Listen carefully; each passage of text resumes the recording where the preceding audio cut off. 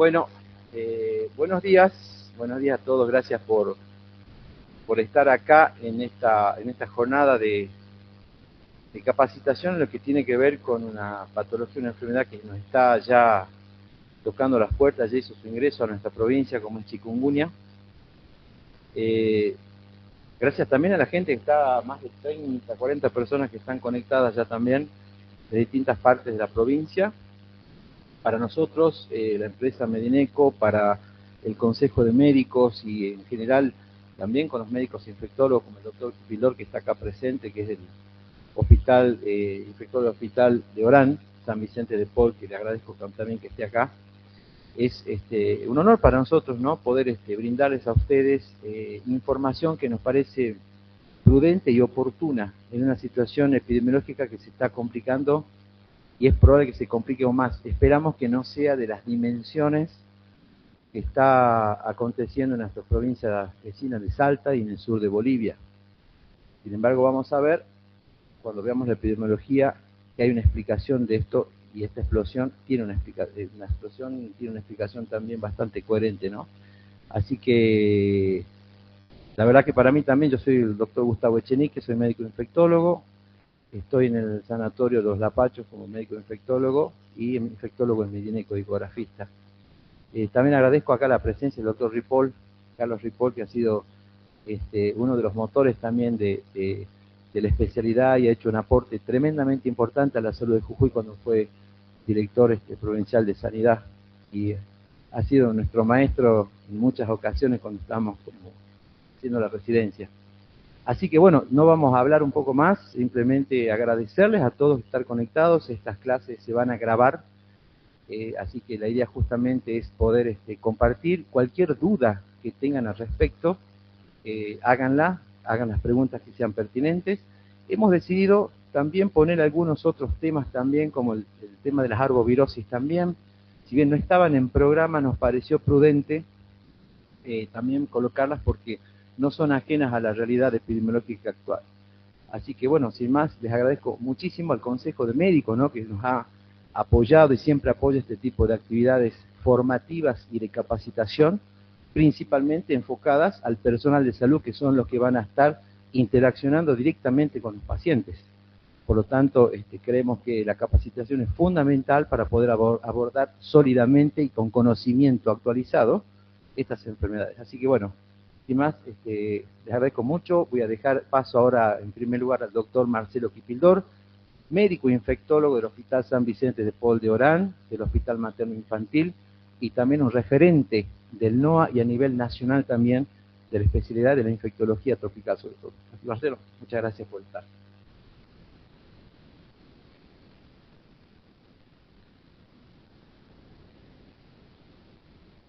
Bueno, ¿qué tal? Muy buenos días. Para mí es un lujo compartir esta reunión con el doctor Carlos Ripoll. Como dijo Gustavo, fue uno de los pioneros que habló mucho de esta patología, de nuestra patología del norte, que es bien tropical, porque sabemos que pasa el trópico de Capricornio y eso la hace especial.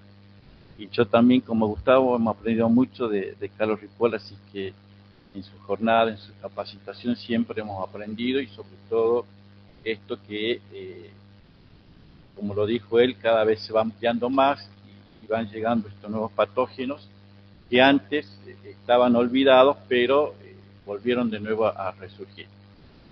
Como dijo Gustavo, vamos a entrar a hablar un poco de las arbovirosis y vamos a ir viendo de mayor a menor. O sea, si hoy la reunión es chikungunya, pero vamos a ver de dónde viene todo esto, de estas enfermedades transmitidas por vectores. Como ustedes ven, la diapositiva primera habla del año 2014, en la cual la Organización Mundial de la Salud pone el llamado de atención.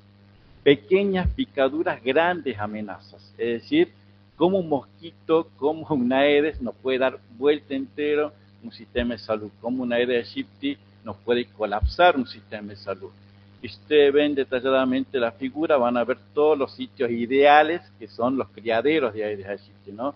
Las botellas de plástico que no estaban en mi época, que era todo de vidrio, pero todo de plástico.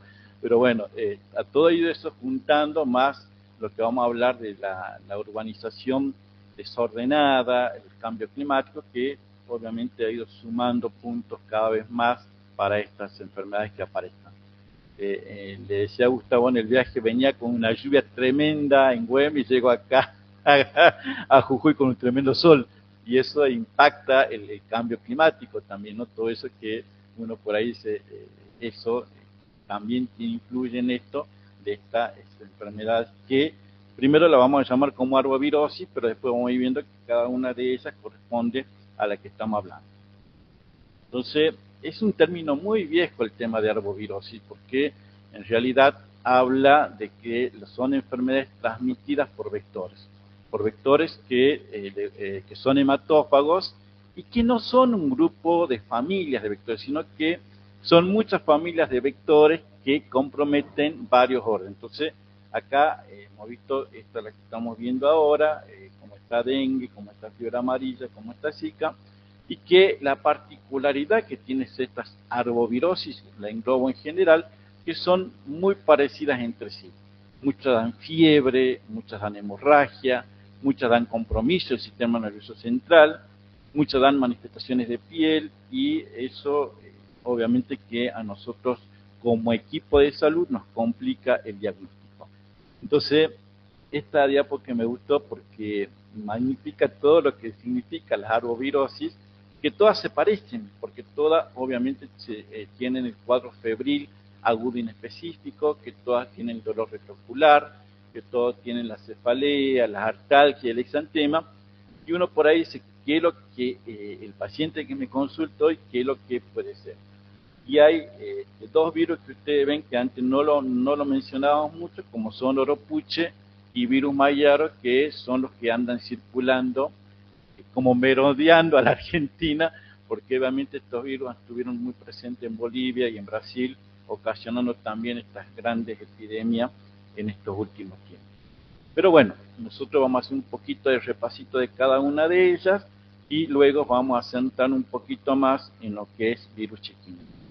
De virus dengue ya todos sabemos que es una enfermedad infecciosa transmitida por la Aedes aegypti, que tiene un virus ARN que tiene 4 serotipos, y que lo último que hemos sabido, y que lo que fue la epidemia 23-24, estos nuevos genotipos.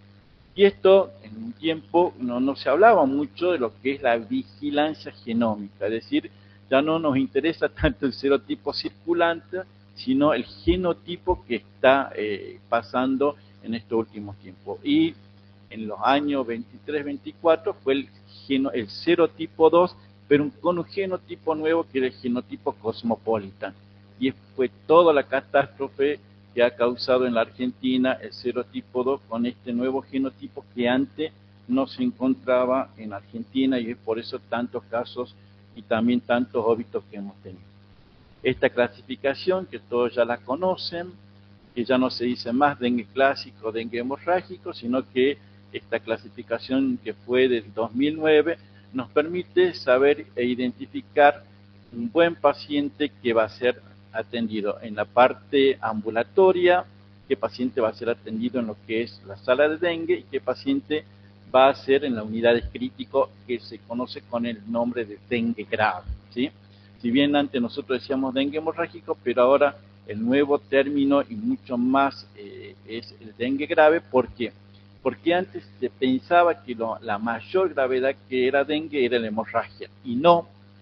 Dengue, el estudio del 2009 ha demostrado que los pacientes se nos mueren por un shock hipovolémico, es decir, que la extravasación plasmática que suele producir la infección por virus dengue lleva a esto, que es mucho más grave que la parte hemorrágica. Obviamente, como ustedes ven, la segunda parte es el sangramiento severo según criterio clínico, y la tercera es la visceralización de virus dengue. Entonces, esto también, digamos que es casi medio nuevito, pero que nos ha permitido salvar muchas vidas, por lo que nos permite hacer un buen triage de la enfermedad. Esto ya lo conocemos, que tiene varias etapas: la etapa febril, la etapa crítica y la etapa de recuperación, pero fundamentalmente nosotros nos vamos a centrar en la etapa crítica, porque es así donde nuestros ojos tienen que estar mirados en dengue, que son los signos de alarma. Esta ayuda a memoria que dice vidas nos permite acordarnos de los signos de alarma que tiene dengue, que ya no es la fiebre.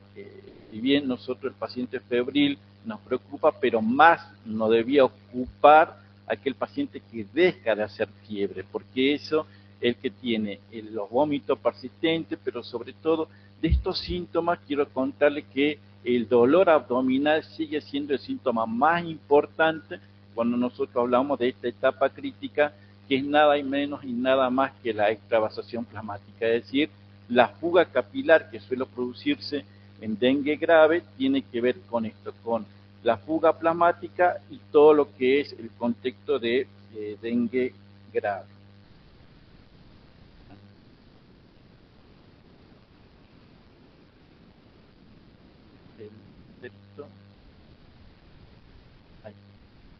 Bueno, esto, como ustedes ven, Aedes aegypti, que larga una proteína no estructural, que es la famosa NC1.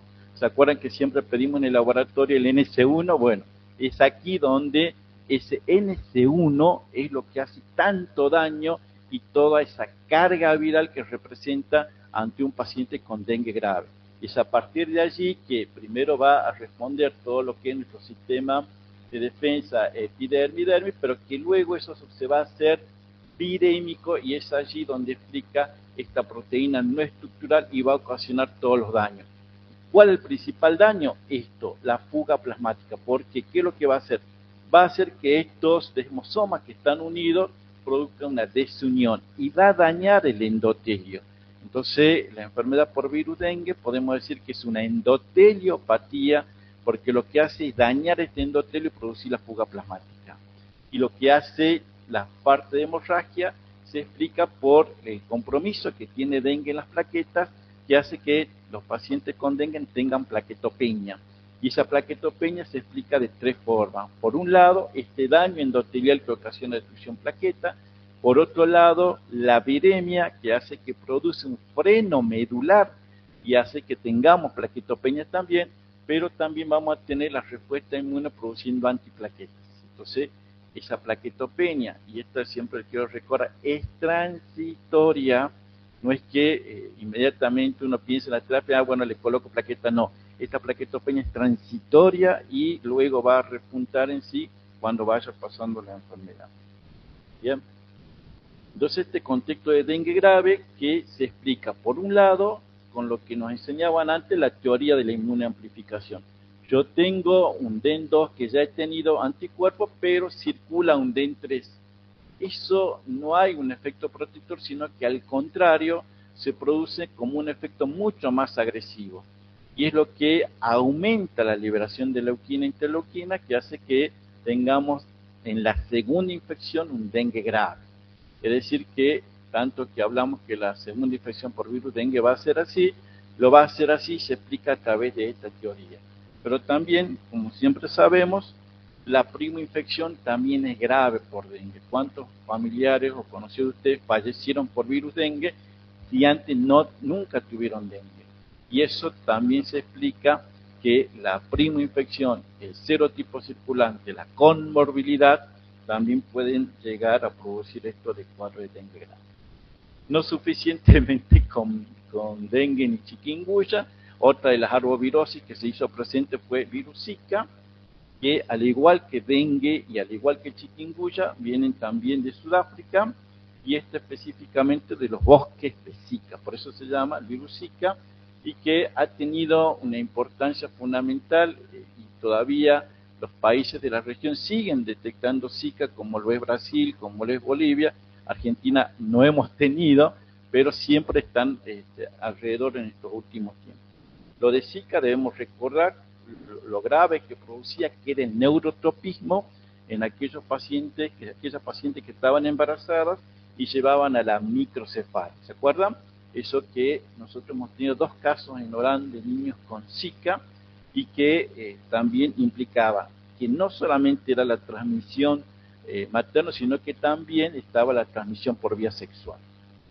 Otro también que hemos aprendido de virus Zika es que suele producir un exantema muy pruriginoso y una conjuntivitis catarral.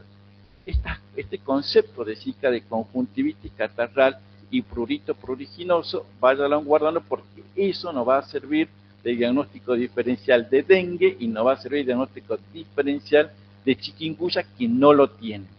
No lo tienen tan marcado cuando nosotros hablamos de Zika, ¿no? Y poca fiebre también. Exactamente como dice el doctor Carlos, poca fiebre, que es otra diferencia para virus Zika. Otro de los virus que están circulando en las Américas es el virus Oropuche, que ha tenido su impacto en Bolivia, pero acá no está Aedes aegypti, sino que hay otro mosquito que es el culicoide. Lo grave de este mosquito culicoide es que no necesita agua, el simple barro ya le es suficiente para crecer y multiplicarse, pero es el tema que ha tenido mucho impacto y sobre todo la característica de Oropuche es lo que produce, a diferencia de Zika, es neuro-Oropuche. Cuando ustedes escuchen hablar de Oropuche, ya imagínense las manifestaciones neurológicas, porque la característica de Oropuche es lo que da mucha cefalía y un componente mucho más neurológico a comparación de Zika, que suele ser mucho más pruriginoso y conjuntivitis no catarral. De Oropuche, sí, eso yo había leído y debe haber sido en 1900 No, fue porque por serología me enteré yo 2005, debe haber sido 2004 por ahí. Sí, yo lo había leído. Sí, también el culicoide, es culicoide. Ah, no, eso sí, pero es el batillo. Y esto, bueno, tiene mucho que ver con esto lo que aprendimos, y eso lo había leído que por serología, sí.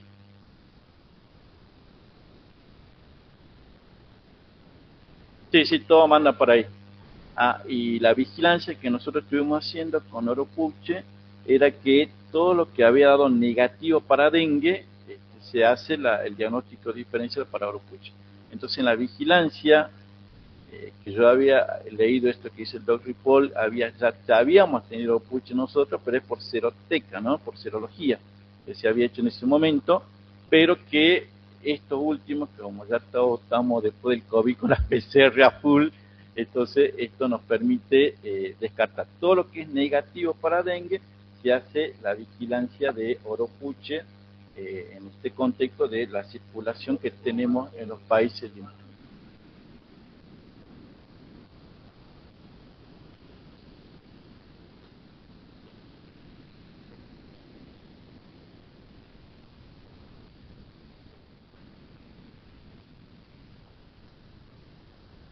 Mire, PCR. Sí, eso de que habla el doc son 2004-2005, donde acá en Jujuy fue la presencia de virus Oropuche. Pero bueno, en resumen, van todos implicados a lo que son estas arbovirosis, como habíamos dicho al principio, de las enfermedades transmitidas por mosquitos. Y bueno, y después, obviamente, que es lo que más se habla, porque sigue habiendo mucho de fiebre Oropuche, y también se habla de lo que es la transmisión vertical, la cual ya se está documentando este virus en una de las formas de transmisión. Y acá un poco el diagnóstico diferencial entre otras enfermedades como lo que es virus Mayaro y fiebre amarilla, que también, fiebre amarilla también transmitida por Aedes aegypti, y que nosotros estamos protegidos por la vacuna, pero en otros países como Colombia y Venezuela en estos últimos años ha sido fatal fiebre amarilla, y han tenido varios óbitos también por fiebre amarilla. Virus Mayaro, que otro también de los virus circulantes y transmitidos por mosquitos, hasta el momento no hemos tenido, o no sé si acá en Argentina hubo, pero también por serología. ¿Así? O sea que, en resumen, nos encontramos frente a toda esta arbovirosis, y que hoy vamos a hacer un poquito más hincapié en virus chikungunya. Así es.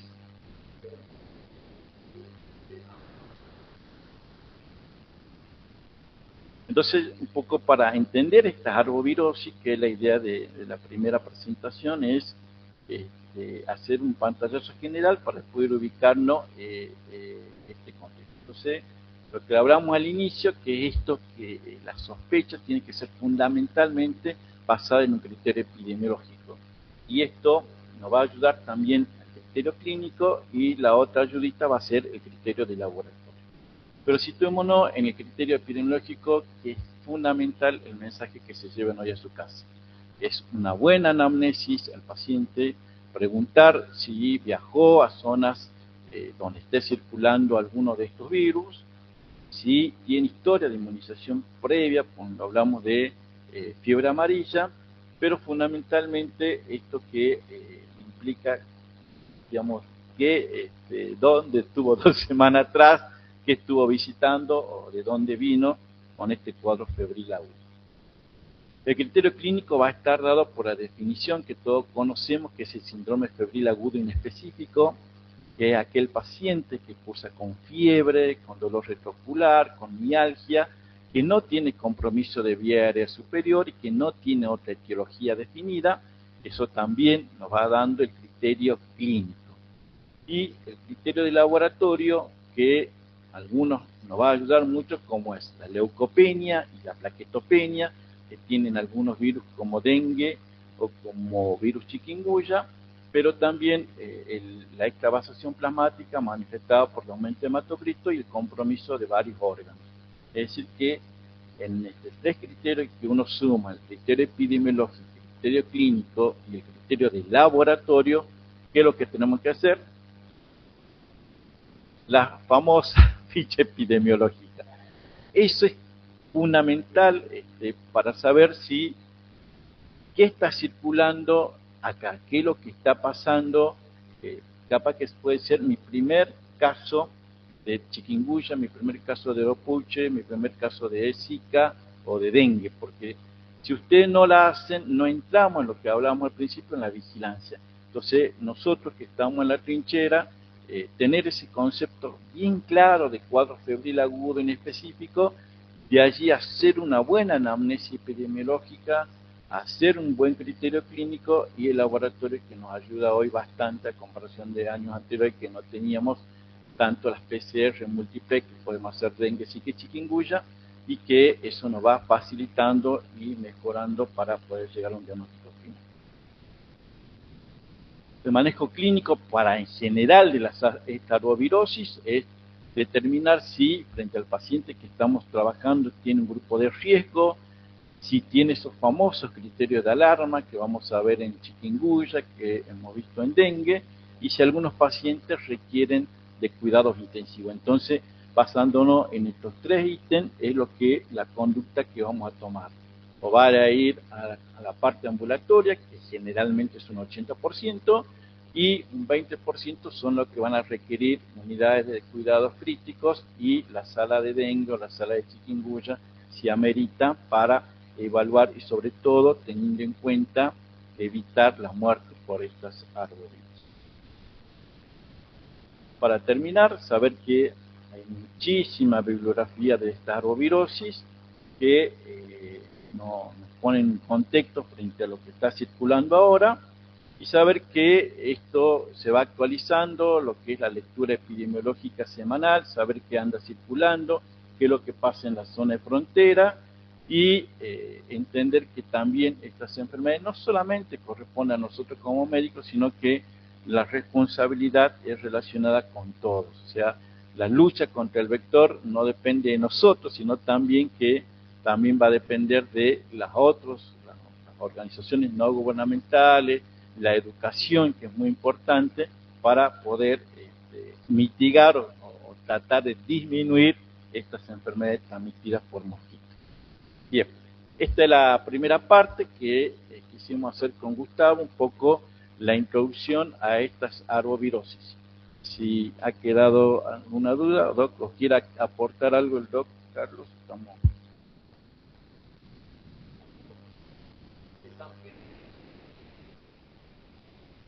Buen día, llegué tarde, disculpas, por ahí ya lo dijeron. Quería saber sobre Oropuche, si hay casos o hasta dónde podemos pensarlo, y de Zika. Listo. De Oropuche, ¿dónde vieron ustedes? Sí, sí.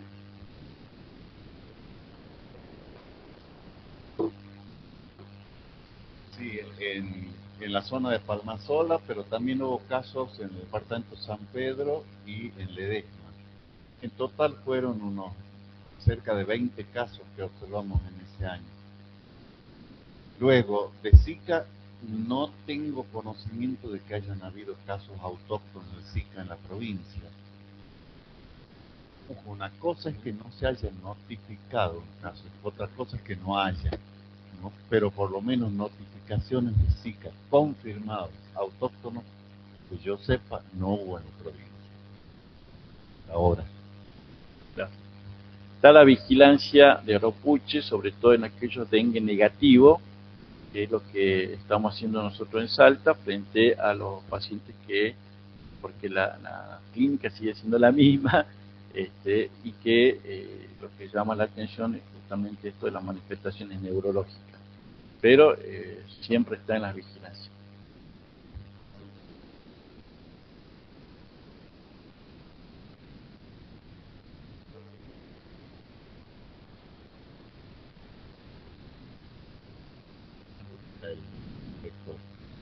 Tengo casos de dengue.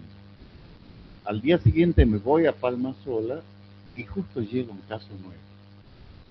El anterior era de Real de los Toros, campo adentro. Este que llega también era zona de monte. Y al mismo día, a la tarde, llega otro también de monte. Entonces, para de monte. Raro que sea dengue. Ya.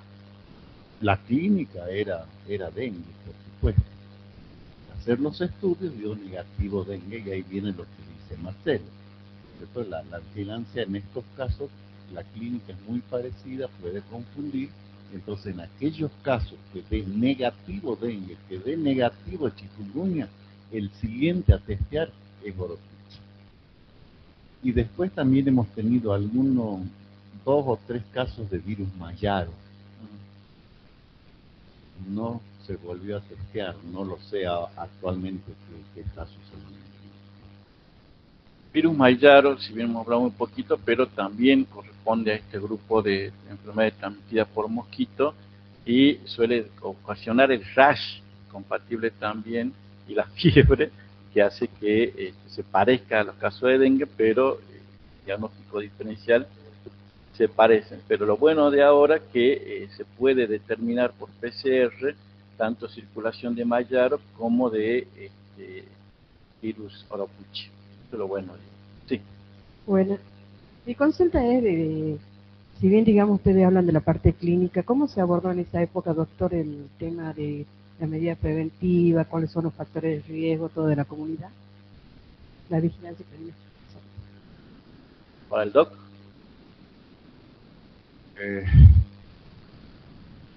La vigilancia fundamentalmente se hace con el síndrome febril agudo. Síndrome febril agudo, como ya lo explicó Marcelo, esa es la clave. Sí, sí. ¿No es cierto? Porque después otra cosa es muy difícil hacer en el consultorio. Síndrome febril agudo puede ser dengue, puede ser chikungunya, puede ser Oropuche, puede ser Mayaro. Y allí necesitamos el auxilio del laboratorio. Pero el asunto es sospecharlo. Sospecharlo para pedir el auxilio laboratorial. Si no lo sospechamos, no los vamos a encontrar. Estos bichos hay que buscarlos y se van a identificar en base a 2 elementos fundamentales que son el antecedente epidemiológico, como dijo Marcelo, de dónde viene, dónde estuvo, qué hizo, en qué trabaja, y por supuesto el dato clínico. Después viene el laboratorio. Y siempre hay que actuar en consecuencia, no esperar el resultado del laboratorio. Si yo sospecho un dengue y veo que hay signos de depresión líquida, inmediatamente hay que comenzar la rehidratación. no esperar el laboratorio porque eso puede demorar a lo mejor algunos días. Y en esos casos el paciente puede pasar a un dengue grave y se puede morir.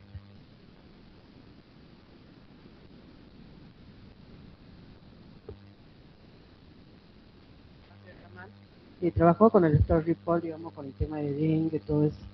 Por eso nunca había escuchado, digamos, el nombre de este mosquito y quería ver, digamos, de llevar este aprendizaje, más bien fue en esos años, cómo abordaron, digamos, la parte educativa, las medidas preventivas, todo eso. Era mi... Bueno, la última presente, quédate hasta la última parte, que la última presentación es de eso, que hablamos de la escuela, cómo se trabaja. Yo tengo una presentación que la vamos a compartir. Y la pregunta sí. Sí, yo quería preguntar con respecto a virus Mayaro. Sí. ¿Cuándo fue el brote? ¿En qué región? Como para que todos podamos saber si un paciente febril claro, de la zona, sí. Poder...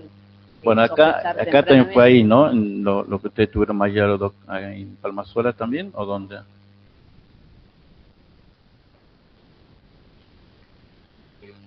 Identificados debido a que la serología para dengue, chikungunya y oropuche dio negativa.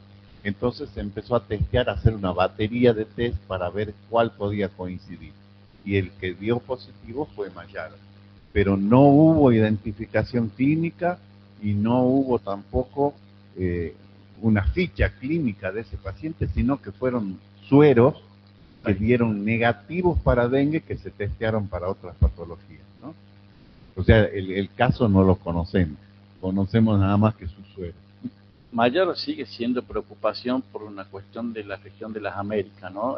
Bolivia, Colombia, todos esos lugares donde en realidad virus Mayaro nace en Trinidad y Tobago. Ahí comienza todo, a diferencia de los otros que vienen de Sudáfrica, esto nace acá, viene en América. Sí. Y con respecto a virus Rocío, ¿hay alguna evidencia acá? No.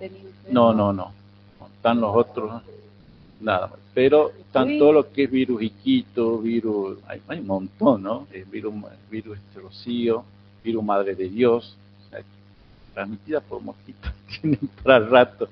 Pero bueno, lo bueno es que ahora se puede llegar a un diagnóstico cuando descartamos lo más grosso, o sea, dengue, zika, chikungunya, y eso lo vamos a ver ahora cuando vemos los diagnósticos diferenciales para cada una de ellas. Pero como dice el doc, todo lo que da negativo se debe terminar de estudiar, porque eso nos permite identificar qué más está circulando. Tendríamos que pensar que si Brasil, Paraguay y Bolivia los tienen, nosotros buscarlos mucho más. Así, bueno, te van llevando más información, ¿no?, de lo que tenemos acá. Ahora vamos a pasar a chikungunya. Pero algo. Bueno, vamos a estar cortito y ya entramos a chikungunya. Va a ser un repasito esto. ¿Por qué mueren los pacientes de dengue? Que nosotros quisimos tocarlo con Gustavo porque obviamente no estamos con muchos casos de dengue, pero cuando nosotros hablamos de la fase de la epidemia de dengue, está la tercera fase, que es como hacer un examen de conciencia. ¿Qué pasó? ¿Qué hicimos mal en dengue? ¿Cómo atendimos a nuestros pacientes con dengue? Entonces, este era más que todo como recordar y un poco ver, ustedes, al igual que nosotros, el brote de dengue que pasó. Entonces, esta presentación le voy a tratar de ser cortita, pero quería hacer eso, ¿no? Que si bien no estamos en pleno brote de dengue, pero recordar que hay cosas que se pueden mejorar en lo que es la atención en general. No hablamos de dengue, hablamos en general de la sarbovirosis. Bueno, evidentemente sigue siendo la vedette, la más importante en los últimos años, y sobre todo Argentina, 23-24, fue fatal, porque solamente dengue se hablaba en el norte, pero bueno, 23-24 fue dengue casi en toda la provincia de la República Argentina. Bueno, esto ya lo vimos, que tiene que ver mucho con, pero bueno, vamos a la parte grosa, que esto que hace que aumenten las enfermedades por arbovirosis, ya lo vimos también, los viajes, la urbanización no planificada, el cambio climático, el deterioro de la infraestructura de salud pública tan actual. Esto también es otra forma que los pacientes no puedan recibir una atención, aparte de organizarnos como sistema de salud. Y la baja inversión en control vectorial. ¿Quién más que el doctor Ripoll que sepa lo que es el control vectorial? En algún momento, y esto yo siempre lo digo, Argentina no tuvo circulación de aéreos. Desde el año 1916 fue el primer caso de dengue en Entre Ríos. Pero luego se logró hacer todo y no hemos tenido más dengue hasta que vuelve a aparecer nuevo en el año 1980 aproximadamente. ¿Pero por qué? Porque se dejaron de hacer el control vectorial. Entonces bajó eso, bajamos las armas para el control vectorial y obviamente que empezó a aparecer ARH, ¿no? Dengue.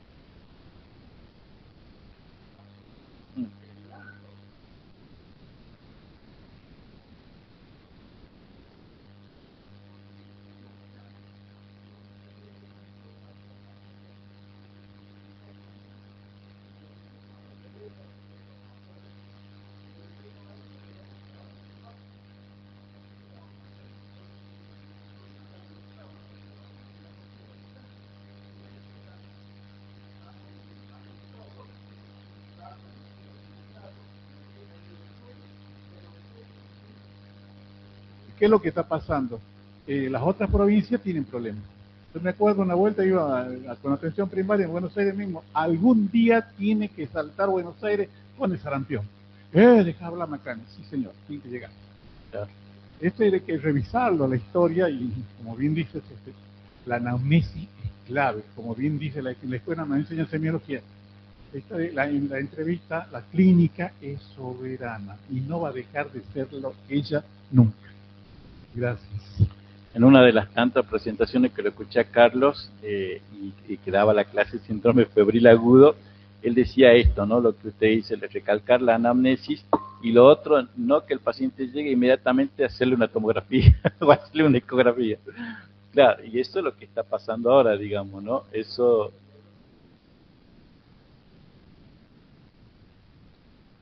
Sí, eso lo vamos a charlar ahora. Sí, exactamente. Exactamente. Sí, eso es lo que justamente habla esta presentación. Quiero la paso para ahí, pero recalcar que la gente que ha tenido dengue quedó también con mucha secuela de dengue y tiene una alta carga de enfermedad. Entonces, todas estas publicaciones que hablan del dengue secuelar, al igual que el post-COVID, esto también hay que tenerlo en cuenta. Bueno, esto. Por eso dije al principio, por eso dije el tante del NOA, nomás después que lo tocó a todo el mundo se empezó a preocupar. Y bueno, estamos, digamos, casi en un silencio epidemiológico para dengue. Estos son 21 casos en lo que va del año, que lo publica el Boletín Epidemiológico Nacional. Nada que ver con los 700.000 casos que hemos tenido. Pero bueno, pasemos ya a lleno a lo que, esto le voy a pasar rapidito, a lo que es la parte de por qué fallecen los pacientes de dengue. Entonces, esta parte que nosotros quisimos tocar con Gustavo es fundamental, esto de ver que hay cosas que se pueden hacer en un contexto, primero, hacia lo que implica lo que es los fallecimientos por dengue, lo que es por un lado, la aparición de dengue grave, que tiene que ver mucho con la conmorbilidad, el serotipo circulante. Serotipo 2 fue mucho más agresivo y mayor mortalidad. La conmovilidad, como es un paciente diabético, como un paciente hipertenso, pero sobre todo este artículo habla de la importancia de lo que es el shock hipovolémico en los pacientes que fallecieron por dengue. Entonces, cuando yo le contaba esto del cuadrito de la extravasación plasmática y la fuga plasmática, la mayor causa de muerte es eso. O sea que si uno sabe que el tratamiento para dengue es darle líquido, nada más, porque lo único que tenemos, no hay ningún antiviral que me especifique y me dé con esto se va a curar del dengue, no. Acá lo fundamental es darle líquido, la resucitación hídrica que tanto nos habla el doctor Orduna, que tiene que, bueno, y lo segundo habla de la hemorragia, la coagulación intraocular diseminada que suele producir producto de la plaquetopenia. Lo tercero, que el paciente con dengue puede ser pasible de coinfección, es decir, que estando cursando haga bacteriemia, haga cuadros virales, pero ¿por qué? Porque en su momento crítico hay una caída de la inmunidad celular y eso hace que sea pasible de formas graves y morir el paciente.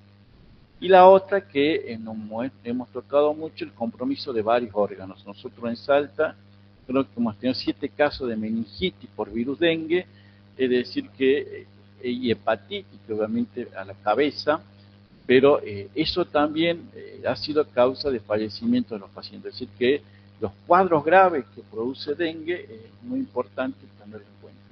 Y acá viene el tema central, que es lo que nosotros queríamos hablar, que era esto que nos da la Organización Panamericana de Salud, el engranaje para evitar la muerte por dengue. Y este engranaje se basa en 3 engranajes: pacientes, personal de salud y servicio de salud. Y esto del paciente tiene que ver con las características propias, la percepción de riesgo que pueda tener su infección sobre virus dengue, las condiciones socioeconómicas, la relacionada al personal asistencial, error en el diagnóstico clínico, el tratamiento, y los servicios de salud que están relacionados cómo se prepara mi equipo de salud para enfrentar un brote de dengue. Entonces veamos lo primero. Las características propias del paciente. Evaluar qué paciente está en la consulta, si es un paciente de edades extremas, recordemos los niños que no tienen una inmunidad todavía bien definida, recordar los pacientes de mayor edad que ya están en la inmunosenescencia y pueden ser pasibles de morir por dengue, que tengan una respuesta inmune también tiene mucho que ver, relacionada a la edad, las comorbilidades, como les decía, los pacientes diabéticos, hipertensos, si ustedes ven, los fallecidos por dengue fueron pacientes que tenían alguna comorbilidad relacionada con la obesidad. La obesidad es algo que también entra en los riesgos de conmovilidad para hacer dengue grave, y el embarazo, que nosotros hace poquito le pasé a Gustavo la publicación que hicimos de la transmisión vertical de virus dengue durante el embarazo. Es decir que eso, la transmisión y tener en cuenta esa población que ya sale del triage, cuando nosotros decimos A, B, C, bueno, en estos grupos especiales ya no entran en ese triage. Lo otro que tenemos que tener en cuenta es esto, que se desconoce la enfermedad, muchas veces no le explicamos al paciente qué es lo que debe hacer en su casa, la falta de percepción de riesgo, y que eso no implica que, digamos, no tiene conciencia de que puede morir por dengue. Y lo relacionado a las condiciones de cada paciente, pacientes que viven solos y que no tienen alguien que les dé de hidratar, los esté continuamente hidratando, pacientes que estén lejos de los servicios de salud, no tengan acceso a transporte, y que esto obviamente conlleva a que pueda aparecer la muerte por dengue.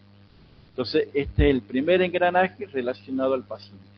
El segundo, que es lo que discutíamos con el doc, que estos pacientes no se estudian muy bien. Entonces, por ahí queda con una fiebre en estudio y pasó, y viene el otro médico y sigue estudiando esa fiebre en estudio y no le da la mirada para virus dengue o para otras salvovirosis, que se confundan el diagnóstico clínico. No, yo estoy pensando que es una infección urinaria, como lo pensó este paciente, y que no tenga un buen examen clínico y que sobre todo no tenga presente los signos de alarma que sabemos. Entonces todo eso hace que el paciente pueda hacer un dengue grave. La otra relacionado al tratamiento, que se está haciendo un tratamiento erróneo a lo que yo estoy esperando, que esté esperando las famosas plaquetas para ver si es dengue o no, y apura eso, y tenemos que entender que el paciente en estas enfermedades necesitan ahora la atención, porque hoy el paciente puede estar bien y mañana ser un dengue grave. Entonces es otro concepto también a tener en cuenta en el personal asistencial. El mal manejo de líquidos, cuántas veces encontramos a nuestros pacientes hidratando con destroza, sabiendo que eso no hidrata, sabiendo que debemos hacer solución fisiológica o Ringer, la falta de monitoreo y sobre todo muchas veces teniendo las guías, no se siguen estas guías que ya hemos hablado del dengue. Y esto que también es muy importante, la falta de triage, el primer contacto que uno tiene con el paciente, ¿sí? No darle, porque en algunas unidades de guardia se acostumbran a darle numerito para atenderlo, y no, eso no debe ser así.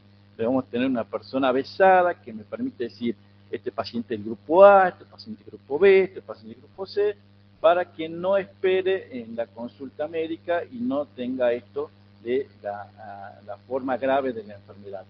Lo otro que nos toca pasar hoy en un sistema de salud, no le corresponde porque no tiene obra social, tiene que ir a otro lugar. Entonces se pierde ese tiempo en mandar hidratado al paciente, el paciente sigue dando vuelta hasta que no tiene la accesibilidad para un suerito, por ahí para mandarlo hidratado, que también eso es una falla importante en el primer contacto. Y lo otro que la referencia que tiene que tener, sabiendo que un paciente con dengue, mandarlo con una solución fisiológica. La gerencia, eso lo decía muy bien el doctor Egri Martínez, un buen gerente de hospital o un buen director de hospital por ustedes, va a minimizar, va a hacer que tengamos menos muertes por dengue. ¿Por qué? Porque va a tener buena capacitación de su equipo de salud, va a saber tener todas las condiciones relacionadas a plan de contingencia, es decir, qué es lo que voy a hacer en esta época que no hay brote. Tengo la solución fisiológica, tengo el paracetamol, o sea, armar todo mi equipo de salud para no estar a las corridas en el brote haciendo, buscando el paracetamol o buscando todo esto que no tenga la guía que todos nos vamos a manejar frente a un caso probable de dengue.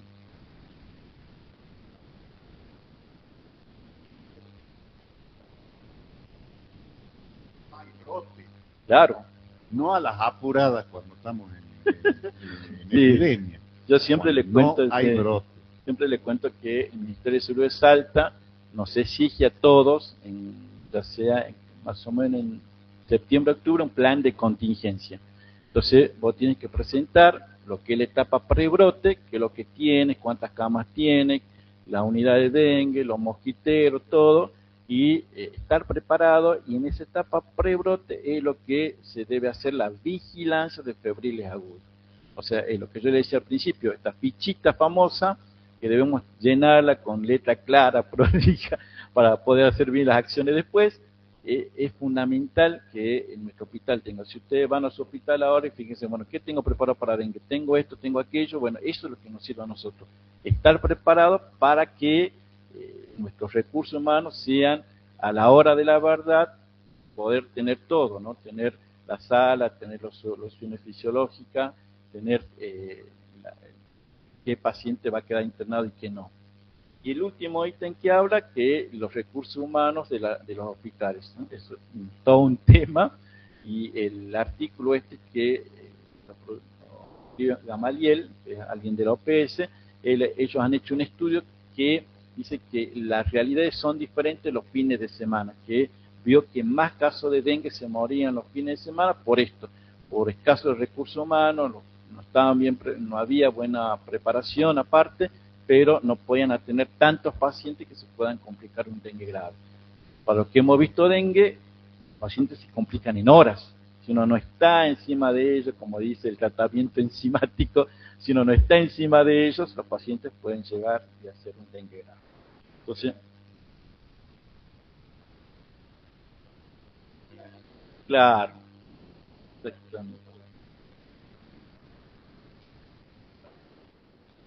no nos sentamos, no trabajamos en equipo, Y esta mentalidad que tenemos, como dice, a veces dice el pediatra, no, yo no puedo ver un adulto.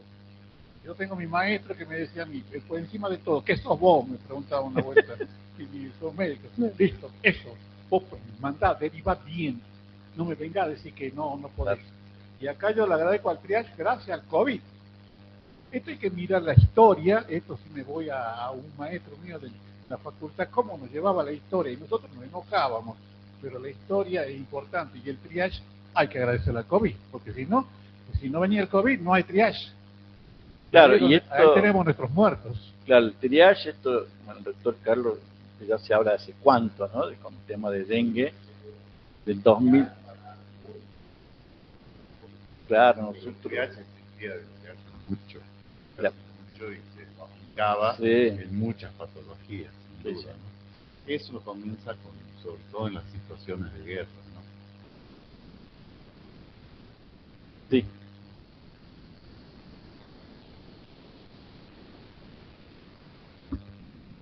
Con respecto a la estrategia que se está usando actualmente de la vacunación en personas de 16 a 39 años acá en la provincia, y viendo esta presentación, no está, o sea, las personas que más mueren son otras vidas. Entonces entiendo que la vacuna quizás está para evitar la transmisión, tanto para bajar la mortalidad. Bien, justo hay una diapo de vacuna y ya lo reforzamos eso, ¿ah? Después de esto sigue la vacuna. Bueno, entonces la idea con Gustavo era fundamental que ustedes se lleven un mensaje, primero de la organización de cada centro de salud o del hospital donde ustedes trabajan. Tener en cuenta esto, que ahora estamos en calma, en época muy calma, que no hay brote, que no tenemos esto. Bueno, esto que nosotros asumimos como pre-brote, estar atentos. Y bueno, esto era un poco contarle qué se puede hacer para evitar las muertes por dengue. En cuanto a prevención, ya todos sabemos que debe insistir en la lucha contra el vector, que debe ser los 365 días del año, y que cada etapa tiene su etapa ovicida, adulticida y larvicida. Y vamos a lo que pregunta la señora, que la vacuna para dengue, que es una vacuna que se ha trabajado mucho, y que es la que está ahora actualmente, que es la vacuna Qdenga, que es una vacuna de virus atenuado basada en DEN2 y que confiere cierta protección para DEN1, DEN2, DEN3 y DEN4, y que se ha implementado entre lo que son 2 dosis, un intervalo de 3 meses. Las contraindicaciones: hacer un virus atenuado, no se debe dar en mujeres embarazadas, pacientes que tengan reacción alérgica a cualquiera de los compuestos, pacientes que hayan tenido dengue en los últimos 3 a 6 meses, pacientes oncohematológicos o pacientes que convivan con VIH. Y acá está bueno, no la puse, pero la edad depende de cada situación regional o epidemiológica. Nosotros hemos empezado en el primer tiempo, antes que el estado de las vacunas, habíamos comenzado con epidemiológicamente veíamos cuál era la edad que más padecían dengue, y veíamos que era la edad productiva. Entonces al principio se instaló de 20 a 39 años, la provincia había comprado las vacunas y sobre todo para zonas endémicas, ¿no? Obviamente que todo fue pasando y obviamente que después ya la CONAIN la logró aprobar para que el Ministerio le dé a cada provincia, y quedó con eso de los 13 hasta los 39 años, ¿no? Pero bueno, por una parte, nosotros siempre, la indicación de las vacunas siempre estaba indicada desde los 4 años hasta de edad indefinida. Eso es lo que se avaló por FDA y por el EMA. Pero la Argentina se diferenció, digamos, y quedó con esto, pero por supervisión de CONAIN, que es la comisión que se encarga, la Comisión Nacional de Inmunización, que es la que se encarga de dar los grupos etarios para la vacuna. Pero bueno, evidentemente dengue nos ha enseñado que los pacientes con comorbilidad deberían ser vacunados. Creo que eso cae de maduro, pero tenemos por ahora esto que mandó la CONAIN como sugerencia. Pero obviamente si uno Claro, pero claro, eso, bueno, eso también, porque no da para cumplir todo. Pero bueno, si ustedes tienen oportunidad de vacunarse, obviamente se deberían vacunar. Yo me he vacunado y nosotros entramos en lo que es personal de salud. Bien, pero bueno, ese es el tema con él. Bien, para terminar, recordar que dengue siempre debemos anticipar a los hechos, debemos ir por delante. ¿Se acuerdan de los signos de alarma que hablábamos? Dolor abdominal, vómito persistente, letargia. Debemos adelantar a que aparezcan estos síntomas, como dando líquido para evitar esto, que aparezcan los signos de alarma. Entonces, ¿cómo nos encontramos hoy con dengue? En la vigilancia, síndromes febriles agudos en específico, esperamos que no llegue. Y lo otro, la organización de nuestro sistema de salud. ¿Cómo debe estar organizado? ¿Cómo está en el hospital? ¿Para qué? Para que el único objetivo sea evitar la muerte por dengue. Muchas gracias.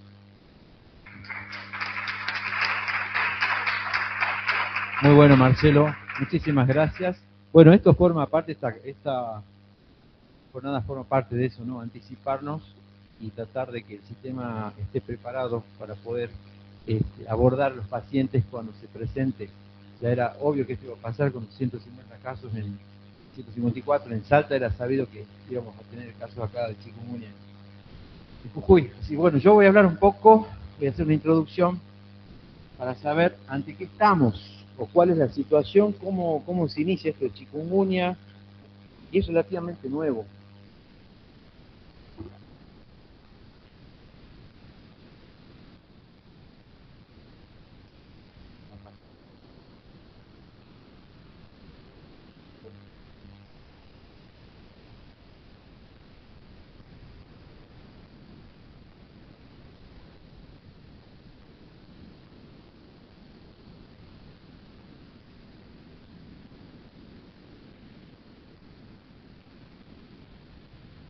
Bueno, ya me presenté, así que bueno, vamos a ir siguiendo con estas charlas que me parecen bastante productivas. Espero que les estén aprovechando, estén atesorando la información. Vuelvo a repetir, esto va a quedar grabado, así que ya en calculo una semana va a estar subida a la página del Consejo Médico de YouTube. Bien. Bueno, chikungunya, ya el nombre ya asusta un poco, pero es una enfermedad emergente. Hablamos de emergentes, de enfermedades nuevas. Y en este caso ingresó a América en el 2013. Ahora le vamos a mostrar un poco algunas diapositivas al respecto. Transmitida por el mosquito de aegypti, ya también lo sabemos, y interviene conjuntamente con otras patologías, y en el caso de fiebre amarilla también comparten el vector que es el mosquito Aedes aegypti. Cuando hablamos de familia, ¿dónde está este virus? Y empezamos a ver nombres medio raros, ¿no? Virus ñon, Mayaro, ya recién hablamos un poquito de Mayaro, el doctor lo nombró, ustedes ya se están embebiendo un poco de estos virus hasta. Bueno, ñom, acuérdense, acuérdense de estos virus. Bueno, fíjense que lo calificamos, está en otra familia, distinta que dengue, ¿no? Dengue flavivirus, en este caso es un alfavirus, y fíjense una característica, yo la voy a poner acá, que comparte chikungunya con Mayaro, rash y artritis. Y podemos ver más adelante cuando se hable de la fisiopatología qué importancia tiene esto. Y después tenemos obviamente alfavirus en Nuevo Mundo, que esto pertenece a la de chikungunya al Viejo Mundo, y en el caso del Nuevo Mundo, virus de la encefalitis equina, digamos, encefalitis venezolana, digamos, vamos a ver, tenemos mucho para hablar al respecto, pero no lo vamos a marear, pero sí quería que ustedes vean que son muchísimos los virus y los patógenos que están y que intervienen vectores, ¿no? Como intermediarios. Claro, faltan las garrapatas, sí, faltan el mosquito anófel y podemos hablar esta mañana de esto. Bueno, y acá tenemos una foto de nuestro queridísimo Aedes aegypti, ¿no? Que ya ha estado presente en muchas de las patologías, ya las que acabo de nombrar, fiebre amarilla, chikungunya. Y acá el Aedes albopictus. Este albopictus tiene, fíjense una diferencia que hay. Si bien son ínfimas, hay unas diferencias, digamos, en cuanto a la conformación, a su anatomía. y tienen en chikungunya tienen es como que se va sumando en cuanto al protagonismo. En su momento era el actor del reparto, y ahora con el nuevo genotipo EXA que ingresó en el 2016 a América, albopictus se fue tornando mucho más protagonista, ¿no? Está con el podio conjuntamente con Aedes aegypti, porque tiene una gran infectividad y es uno de los vectores que son motores de las grandes epidemias y los brotes que estamos en este momento están aconteciendo acá en todo el sur de Bolivia, ¿no? Alfavirus, por supuesto, no vamos a hacer demasiado en esto, simplemente sabemos que son muy pequeños, 50 a 100 nanómetros, estructura bicapa lipídica con glicoproteínas E1, E2, básicamente tiene dos proteínas que le permiten unirse y entrar a la célula, eso tiene que quedar. Transmisión arbovirus, ya Marcelo fue bastante claro con respecto a este escenario de transmisión. Y acá algo interesante, en cuanto a lo que es la patogenia. Estos virus, chikungunya, Ross River, inclusive hasta Mayaro, son artritogénicos. ¿Por qué se llama esto? Porque tienen y se replican en las articulaciones, producen fenómenos inflamatorios en las articulaciones en forma directa, producen tenosinovitis, o sea, tiene esa particularidad. Cuando hablamos de los encefalíticos, encefalitis equina oeste venezolana, tienen esa otra particularidad que afectan principalmente al encéfalo. Convengamos que, ya Marcelo seguramente se va a extender mucho más en lo que es chikungunya, hay una situación, digamos, de encefalitis por chikungunya que se está tornando cada vez más frecuente, y hay una explicación también que seguramente lo vamos a charlar más adelante con respecto a la viremia y con respecto a la respuesta inmune del organismo a la presencia del virus, que es muy distinto. Eso va a formar parte de la fisiopatología, ¿sí? Pero la idea es que se vayan ubicando en esta situación y dónde está ubicado chikungunya, ¿sí? Alfavirus, ya están viendo la situación, fíjense, acá también están graficadas las dos proteínas, acá una fotografía electrónica medio viejarda, pero esta es mucho más nueva, fíjense. La conformación viral y hasta el mosaico que tiene, ¿no? el virus chikungunya. Acá una fotografía un poquito más cerca. Con respecto a lo que es la estructura, ya lo dije recién, envoltura bicapa, glicoproteínas que le permiten unirse y fusionarse e introducir su genoma. Nucleocápside también, esto digamos que no lo vamos a explayar demasiado, simplemente que son virus que tienen una particularidad cada uno en cuanto a la infectividad y en cuanto a la interrelación con el huésped, ¿no? Acá obviamente esto es complejo, pero acá se ve en este gráfico cómo se produce esa fusión que decía recién, y se produce toda una serie de cascadas y eventos que justamente le permiten replicarse y posteriormente dar nuevos virus, ¿no?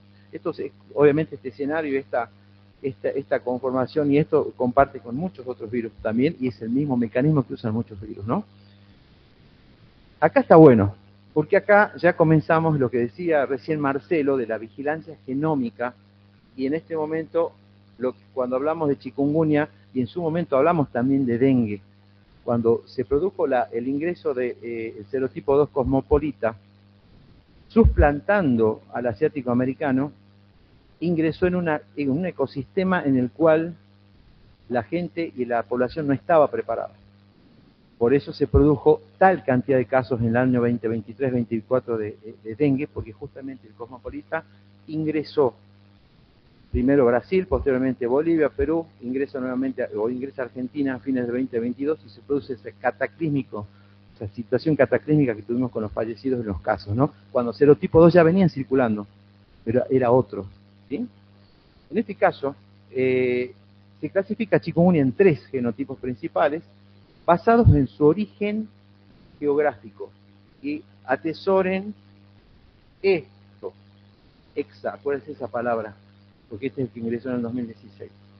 Asiático, África Occidental y África Oriental Central Sudafricana. Este que parece un trabalenguas, hoy el protagonismo es el que está causando muchos problemas a nivel epidemiológico en todos los países a los que ha afectado. Van a ver cómo, una vez que ingresó 2013, se produjo una explosión porque era un virus nuevo que ingresaba a América y así se comportó. Fíjense, linaje Hexa introdujo varias variantes más agresivas, como se observa en Brasil, Paraguay y Argentina, hablamos del año 2016, y un nuevo brote que tuvimos, o número de casos en el 2023. Genotipo asiático predominante en las primeras epidemias, inicialmente 2013, 2014, vamos a ver algunas imágenes de lo que fue eso, cómo se fue tornando la presencia de chikungunya realmente entró pateando puertas chikungunya a América, chicos. Ahora lo vamos a mostrar. Genotipo Hexa se introdujo en Sudamérica, Brasil y detectado en Argentina, a menudo asociado a mayor virulencia y brotes importantes. 2016, Salta y Jujuy también tuvimos. Es que no es que chikungunya recién está haciendo su aparición acá y digamos que no es el invitado nuevo, no, ya estuvo en otras fiestas este invitado, pero ahora ya tiene un acompañamiento en cuanto a la epidemiología que está siendo realmente explosiva en todo el sur de Bolivia y acá en Argentina.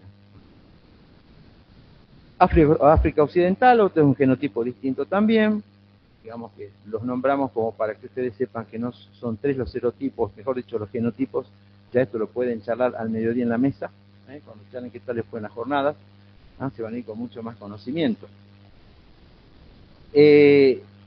Las epidemias de chikungunya mostraron siempre históricamente una presentación cíclica, interepidémica entre 3, 4 años y 30. Van a ver el gráfico al final cuando veamos cómo se comportó chikungunya en los últimos 10 años y van a ver que es una típica montaña rusa que explica perfectamente esto que estoy diciendo de estos periodos interepidémicos.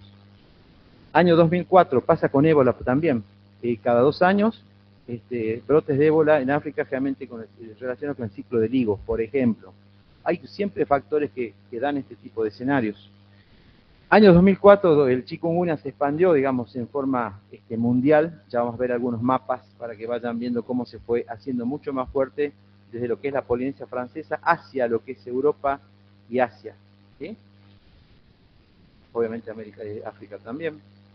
2006 y 2010 Europa, aquí está, justamente estás anticipando algunas diapositivas. Esto simplemente, chicos, no quiero aburrirlos, simplemente mostrarles la foto de cómo el virus comenzó en la Polinesia francesa, cómo se fue haciendo más fuerte y atacó Europa y atacó Estados Unidos ya con casos autóctonos, pero no con la explosión que tuvimos ahora en este momento.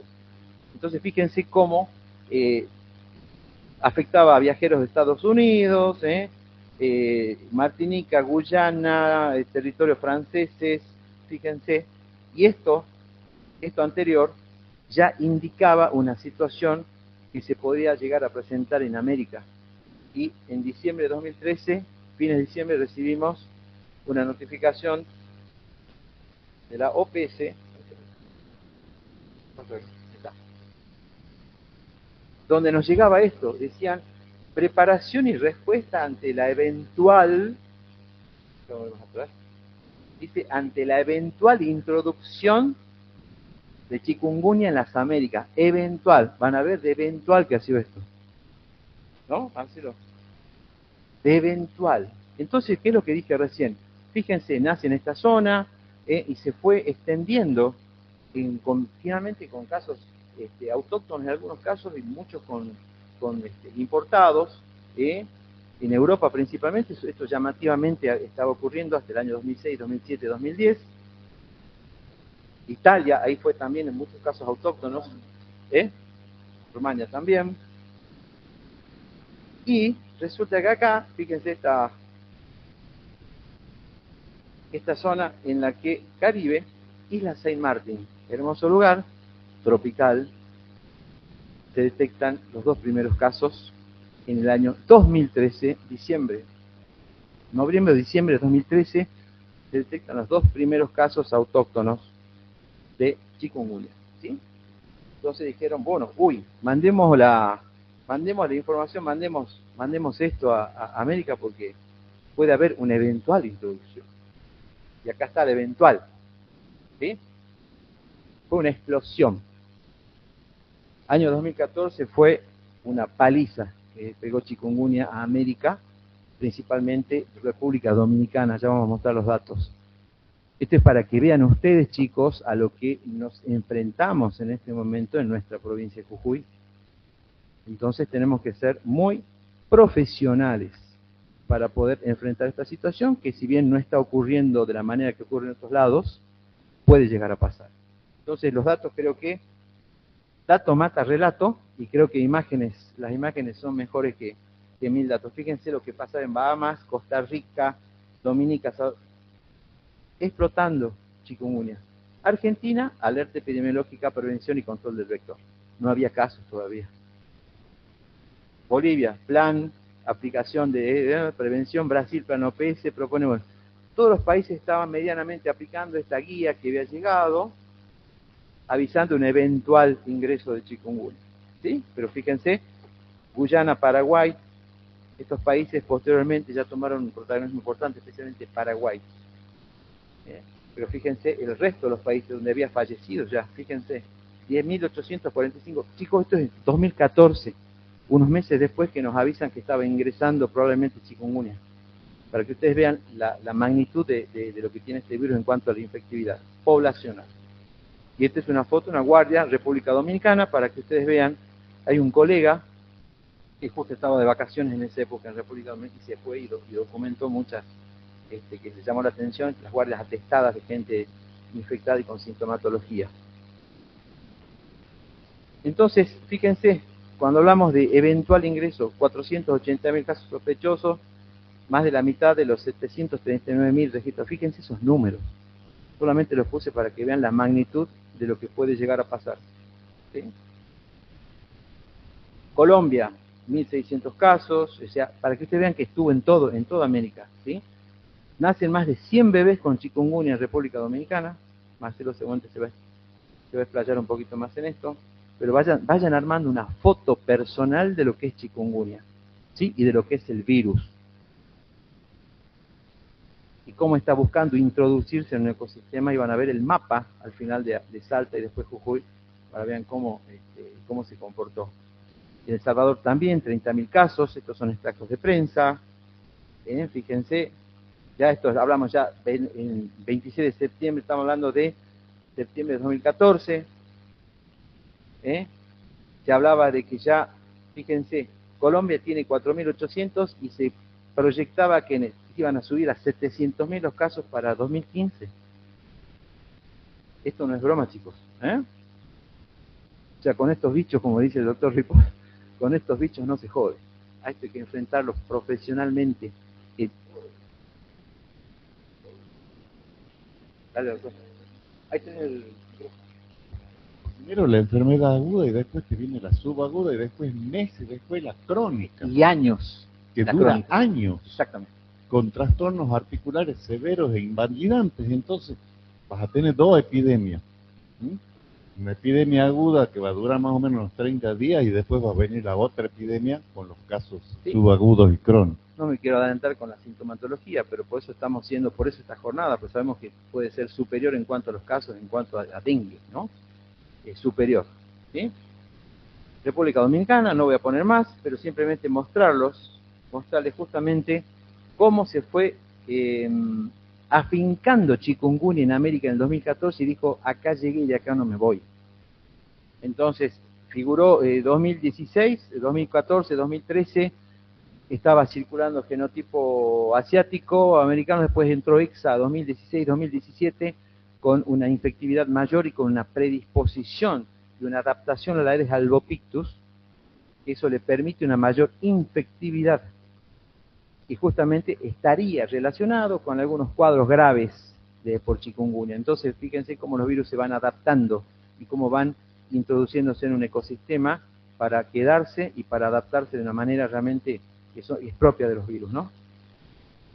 Fíjense, Estados Unidos también no se salvan, pero ellos tienen otro sistema, tal vez tienen otras formas de preparación, y asumo que acá también en Jujuy se está tomando todos los recaudos desde el sistema público, ¿no? Y privado lo estamos haciendo también. Bueno, Cuba también, así que bueno, esto simplemente mostrarles estas fotos, obviamente queda grabado, simplemente son números que ustedes habrán visto, que son bastante abultados, ¿no? Los cubanos sí, cubanos están con una situación muy complicada. Cuando hablamos del virus, ¿sí? Ya dijimos recién, hablamos de un alfavirus, y el nombre, ¿de dónde viene ese chikungunya? Porque dicen, quiere ñon ñon, viene chikungunya, mayaro, oropuche, son todos nombres así estrambólicos, ¿no? Palabra lengua maconde, Tanzania. En 1952 se detecta el primer caso de chikungunya, y esto significa gente que se encorva o gente que se retuerce. ¿Qué significa que se encorva, se retuerce? El dolor. El dolor articular que tiene chikungunya es sublime, si se quiere decir la palabra, porque es un dolor exquisito en todas las articulaciones, desde la articulación de la primera falange hasta la última falange del dedo gordo del pie. El paciente lo sufre de una manera realmente muy intensa a tal punto que son invalidantes los dolores del paciente, no se puede ni peinar, no puede caminar, como usted contaba, doctor, usted los dos primeros casos que diagnosticó, que los pacientes no pueden subir las escaleras del departamento de donde usted estaba. Entonces, fíjense que ya saben ustedes, ¿no?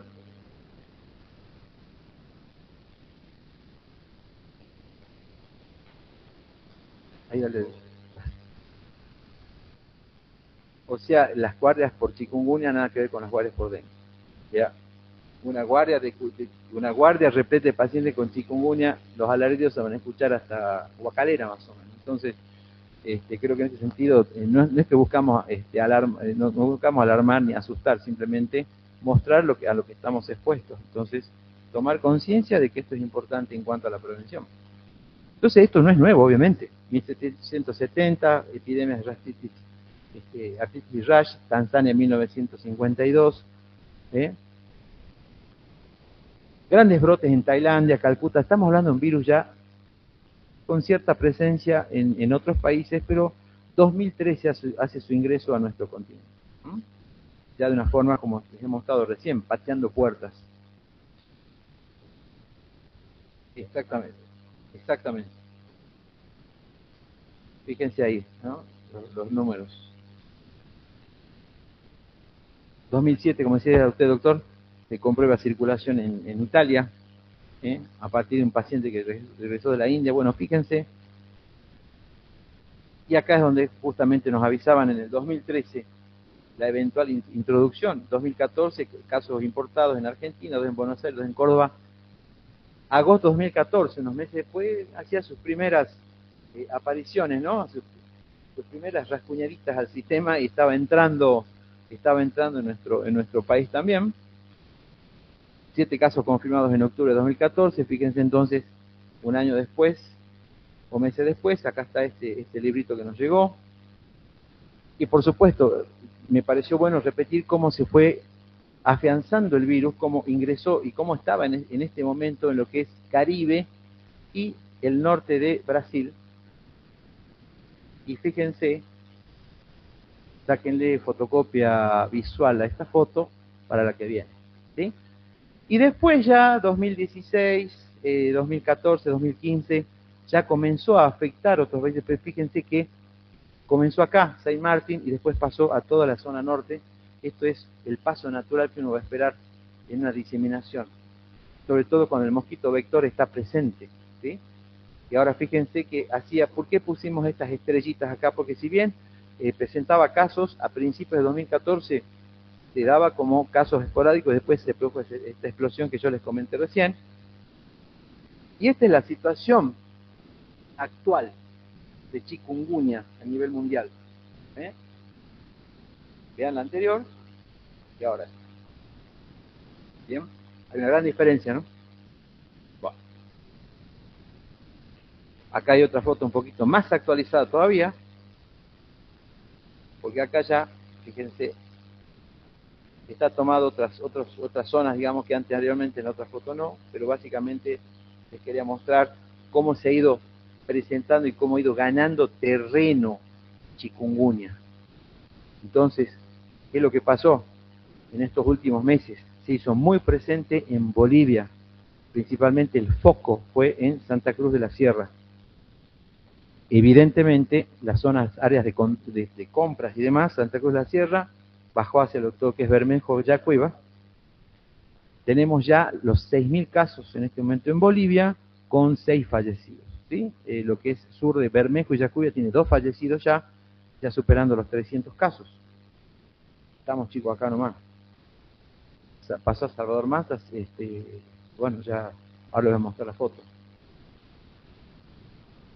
Y esto es simplemente para no explayarme demasiado. Acá lo que se ve, la epidemiología del virus chikungunya. Y acá está buenísima esta foto. Después cuando la vean y cuando descarguen la charla, van a ver los distintos países. En este caso Venezuela tuvo su brote de 2014, Brasil 2014, obviamente ha tenido nuevos embates de chikungunya. Argentina 2016-2023, Uruguay en el 2023, Paraguay. Está muy bueno esto porque esto muestra las distintas épocas y de embates de chikungunya en los distintos países. Bienvenido, doctor Román, ¿cómo le va? Doctor Román, presente acá, compañero de la residencia, actual director del hospital de Palpala, Wenceslao Gallardo. Un honor para mí, doctor, tenerlo acá. ¿Ah? Gracias. Bueno, vectores ya dijimos, ¿no? Aedes aegypti albopictus. Ya hablamos un poco de la presencia de estos vectores y cómo los mosquitos se han ido adaptando a los distintos ecosistemas. Ya antes el mosquito, hablar de Aedes aegypti en Río Negro no era viable, en Bariloche tampoco. Y hoy ya los tenemos presentes y muy bien adaptados. Se han adaptado perfecto, se han adaptado hasta las bajas temperaturas también. Entonces, tenemos que tenerle un gran respeto a la Aedes aegypti, ¿no? Y a los victis, por supuesto, también. Y acá está, esto quería llegar, ya casi finalizando la parte epidemiológica. Les va quedando claro un poco esta situación, y creo que está bueno haberles mostrado estas fotos porque nos hace justamente pensar qué tenemos enfrente, ¿sí? A nivel mundial, entre el 1 de enero y el 10 de diciembre del 2025, se notificaron 502.264 casos, ¿sí? De los cuales se confirmaron 208.000. 186 defunciones en 41 países y territorios. Bien, bastantes casos, ¿no? Región de las Américas, 313.000 casos con 113.000 confirmados y 170 muertes en 18 países. Y territorios, estamos hablando del año 2025, hace unos cuantos meses.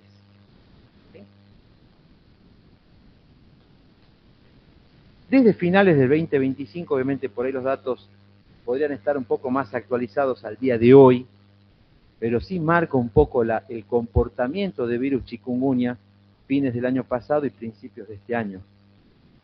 Se observó un aumento sostenido de casos en países y territorios de la región de América, como reanudación de transmisión autóctona en áreas donde no se registraba la circulación desde hacía muchísimos años. Si no tenemos mosquitos, no vamos a tener enfermedad. Hay que apuntar 100% a eso y hay que apuntar a la vigilancia epidemiológica, a la vigilancia febriles, y todo eso lo vamos a charlar seguramente al final para ver las estrategias que pueden ser viables en esta situación o en esta futura situación que espero no sea la que vimos en otros territorios.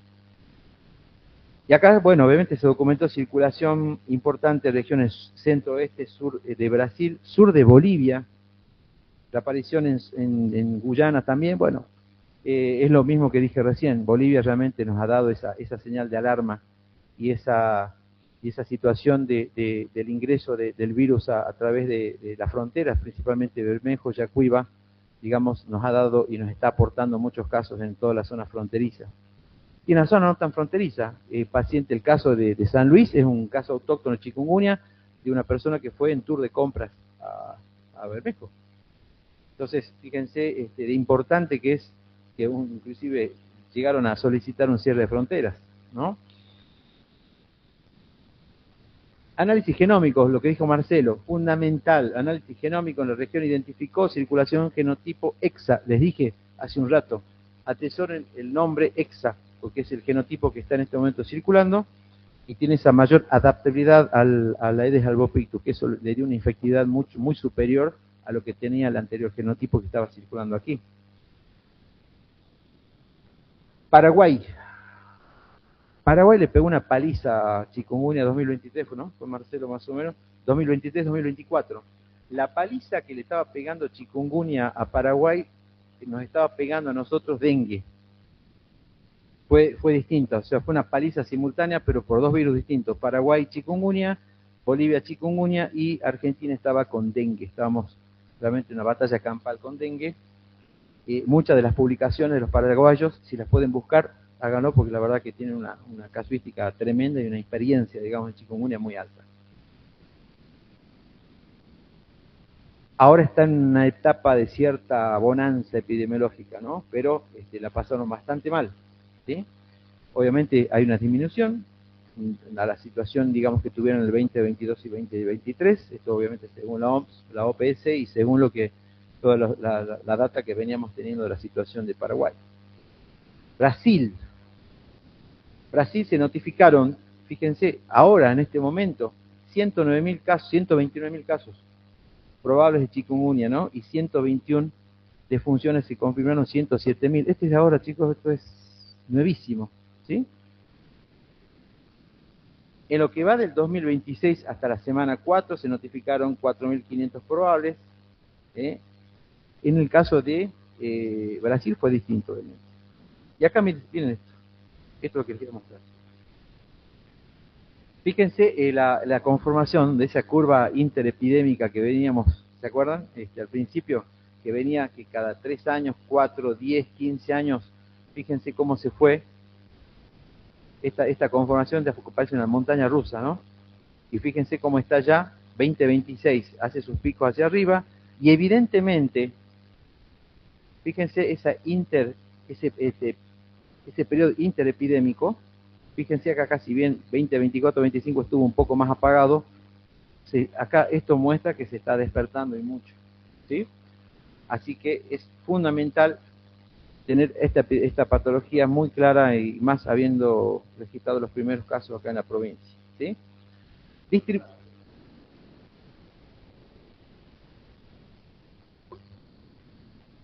La acumulación de susceptibles que permite la caída de la curva, ¿no es cierto? Y por supuesto empiezan a acumularse y aparece de nuevo el brote. Lo que pasa es que al ser enfermedades transmitidas por vectores, entran en juego un montón de variables diferentes.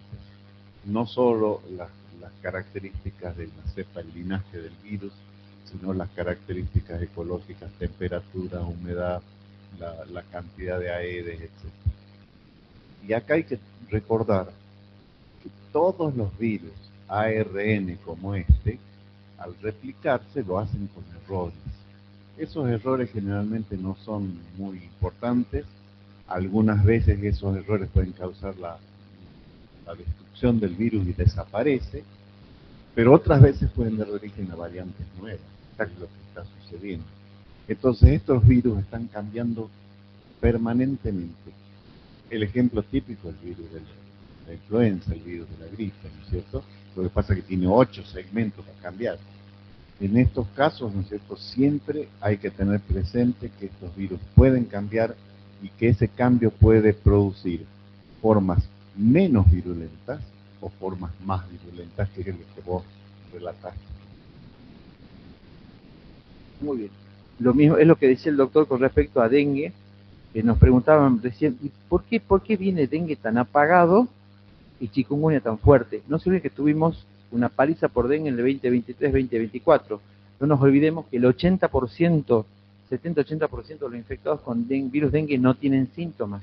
O sea que deberíamos pensar que hay mucha población susceptible que ha sido infectada por el virus y que hoy tiene anticuerpos contra el virus. Cierta inmunidad tienen. Exactamente, es lo que dice el doctor. Esto exactamente es lo que hace. Si esto lo pasáramos a dengue, deberíamos pensar que justamente entre las campañas, entre la vacunación masiva que hubo para dengue, sumado a la población susceptible y con ciertos grados de anticuerpos, estamos medianamente protegidos con dengue, pero entra chikungunya con un genotipo nuevo y con una infectividad superior y se hace la fiesta. Entonces, esto es lo que pasa con muchos de los virus, y esto pasó con dengue en el 2023, 2024 y 2019 cuando ingresa el serotipo 2 cosmopolita que suplanta al asiático americano, entró en una población que no estaba susceptible, entró en una población que no estaba preparada con los anticuerpos para combatirlo. Por eso es que dengue se hizo tan presente y pegó realmente, fue muy cataclísmico en muchos países. Entonces, esto mismo que pasó con dengue, que ahora, como dice el doctor, tenemos una población que está susceptible, no pasa así con chikungunya. Entonces, por eso vemos esta explosión de casos ya en lo que es sur de Bolivia y en lo que pasa ya en el norte de Argentina. ¿Sí? Estatus. Exactamente. Exactamente. Estatus inmunológico, dice el doctor, tal cual. No existe para chikungunya, sí existe para dengue. Argentina hoy, y ya Jujuy ya estamos con 2 casos, Salta 154, ya mucho más presente toda la zona de Salvador Massa, que esto ya lo vamos a mostrar, ya casi estamos terminando. Tucumán 2, Santiago 3, San Luis 1. Más allá del número, que les puede parecer poco, quiero mostrarles dónde está presente chikungunya. Entonces, estamos hablando de un virus con una infectividad y con una capacidad de hacerse de un territorio en forma importante. Fíjense las diapositivas que mostré de República Dominicana, de Colombia. Bueno, fíjense lo que está pasando acá en meses. Acá no llegamos ni un mes, no sé cuánto llevamos, 3 semanas, 4 semanas de lo que está pasando, y fíjense cómo se está haciendo chikungunya presente en todas estas provincias. Fíjense, Catamarca acaba de publicar, ¿sí? O sea, estamos, digamos, en una situación, acá San Luis no lo puse, ya me faltó la pantalla. Ahí está San Luis. Y acá, por supuesto, esto es lo último que tenemos, que obviamente siempre viene con un poquito de atraso, en cuanto a lo que es la notificación. Esta es la ficha epidemiológica, fíjense acá, cómo está bien descrito la cantidad de estos casos sospechosos, o sea, se está publicando y se está notificando. Por favor, todos los que tengan casos sospechosos deben notificar. Están las fichas, descárguenlas, complétenlas y manden, porque eso le permite al sistema de salud tener una foto real de lo que está pasando. Una cosa es el caso sospechoso. Yo personalmente estoy notificando 2 el lunes, casos sospechosos de chikungunya, sospechosos, ¿sí? Que me vieron en el consultorio. Entonces es fundamental la notificación.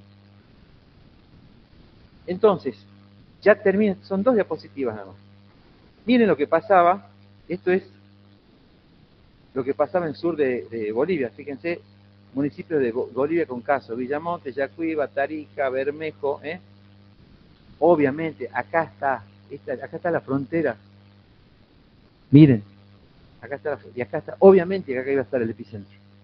Ahora digo yo, decíamos, y yo miraba los mapas, iba viendo las publicaciones, qué raro. Tartagal, y ya nos empezó a rodear, ¿no? Tartagal, Aguas Blancas, San Ramón de la Nueva Holanda, viene Marcelo, 23, Rosario de la Frontera, Salta, Campo, Quijano y La Merced. No, La Merced no. El colgué de la canción. Toda Salta de fiesta, quien pudiera volver, Claro, exactamente. Y dije, acá es una herradura, y nos está rodeando. Digo, ¿cuándo? Somos una isla, la isla es raro. Y había que buscarlo. Exactamente. Eso es importante. El doctor me sacó las palabras de la boca. Hay que buscarlos. Más aún, si en caso de diferencia de dengue, el 80% son asintomáticos, en el caso de chikungunya el 30% son asintomáticos, pero tenemos asintomáticos y son motores de las epidemias. ¿Sí? Y ya terminando, hay que decir, dale el micrófono al doctor, por favor. En la provincia hemos perdido la vigilancia. no se está vigilando Chagas, no se está vigilando paludismo y mucho menos. Entonces vamos a perder, ¿no es cierto?, la certificación de la OMS en Chagas. Vamos a perder la certificación de la OMS en paludismo. Eso podría ser un problema enorme, ¿no es cierto?, y aparte un papelón sanitario sin nombre, que por supuesto habrá que denunciarlo cuando corresponda, pero no estamos haciendo bien. La Dirección de Sanidad no existe, el Departamento Provincial de Control de Vectores ha sido desmantelado y no existe. Entonces, hablando con los agentes sanitarios, porque con ellos son los que hay que hablar, de toda la provincia, yo les pregunto, no hay directivas, no se hace. Entonces, no es de sorprenderse que el mapa esté en blanco. No tan en blanco, acá lo puse. ¡Ping! Ah, lo voy a hacer, voy a subir de nuevo. ¡Ping! Ahí está, ¿ah? Solito mi alma, aguas calientes. Sí, doctora. Sí, yo quería justamente, concordancia con lo que dice el doctor Ripoll, que se está haciendo del plano gubernamental de la vigilancia, porque bueno, estamos en el brote importante, ya lo hemos vivido, y estamos en el consejo médico y creo que nos superamos las 30, 40 personas, no sé, soy muy mala para contar. Sí, conectado hay como 60. Perdón, claro, también por sí, no, también hay como 60 conectados, y que eso es lo que buscamos principalmente. Hoy la virtualidad nos ha... No sé que alguien está acá de la parte estatal para poder contestar algo, si se está haciendo algo de prevención o no. Descacharado nomás es lo que yo conozco, no sé si hay otra cosa.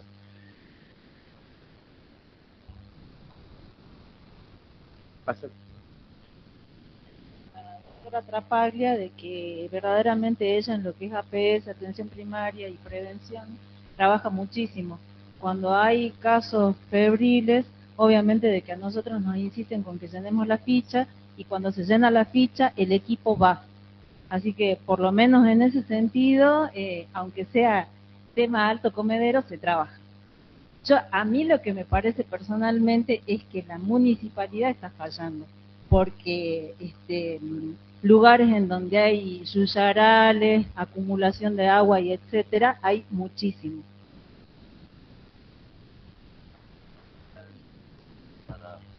Para aclarar, la distribución y abundancia de Aedes aegypti en un área determinada no es homogénea.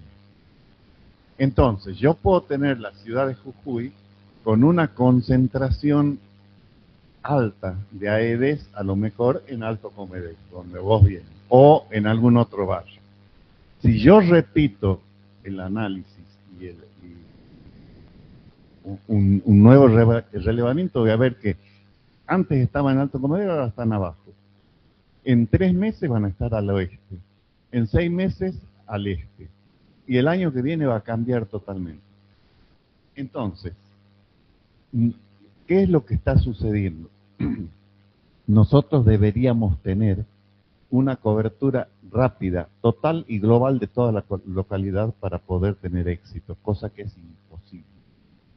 Necesitaríamos un ejército de personas y recursos enormes.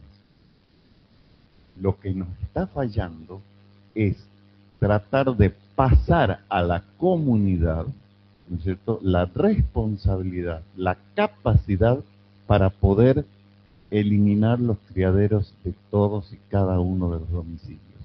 No lo tendríamos que hacer nosotros, lo tienen que hacer todos y cada uno de los vecinos.